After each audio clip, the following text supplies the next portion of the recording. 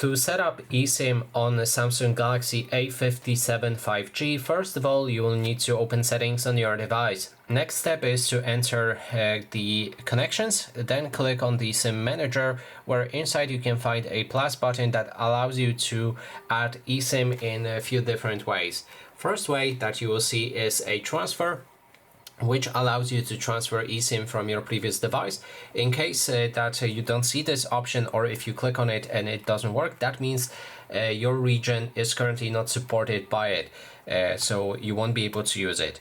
The other option is to scan QR code. If you enter it, you'll be able to scan QR code from the carrier that you bought, and then you can set up your eSIM. You can also enter the code if you have the code manually, or you can click on this button right here to select it from the photos that were already taken on your phone.